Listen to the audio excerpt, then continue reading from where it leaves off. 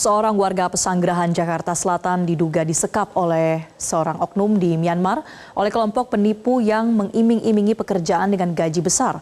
Alih-alih mendapat pekerjaan, keluarga korban justru diperas hingga ratusan juta rupiah.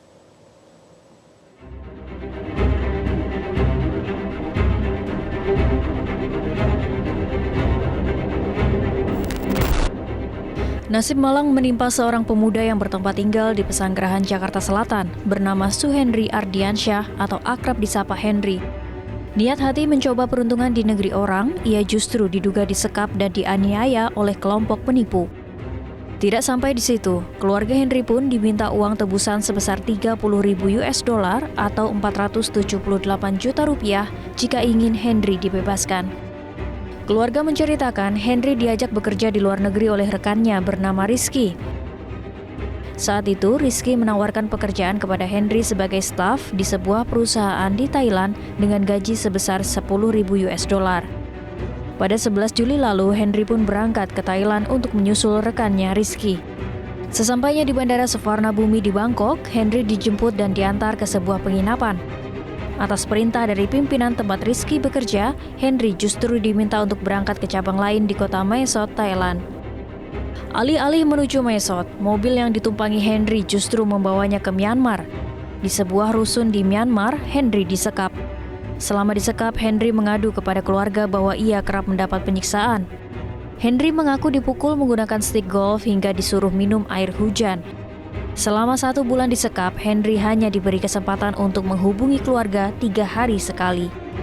Melalui komunikasi itu, keluarga Henry diminta untuk mengirim sejumlah uang agar Henry dibebaskan. Nelpon ke temennya bahwa dia disekap dan dimintain tebusan 30.000 USD. Seperti itu. Kalau yang soal penganiayaan, Dia bilang dia kan awalnya minta tebusan. Rekamannya suaranya juga ada sih Mas. Saat si orang sana minta tebusan itu ada kita punya bukti 2 rekaman suaranya. Ya kalau untuk masalah penyiksaan, setiap nelpon Henry itu selalu nangis karena dia bilang dia disiksa hampir tiap hari. Nggak dikasih makan, minum pun kakak tuh harus nunggu hujan dulu, dia bilang gitu. Kakak baru dikasih minum. Pas itu dia bilang waktu nelpon tanggal berapa tuh kan dia tuh hampir 3 hari sekali tuh Mas nelpon ke hitungannya ke keluarga ya atau ke temennya. Dia tuh tangannya diborgol sambil digebukin gitu. Dia bilang kalau gebukinnya masih pakai tangan sih Henry masih kuat. Tuh sambil nangis tuh Mas dia nelpon. Hingga saat ini korban diduga masih berada di Myanmar. Pihak keluarga pun sudah melaporkan peristiwa ini kepada Kementerian Luar Negeri dan Badan Perlindungan Pekerja Migran Indonesia atau BP2MI.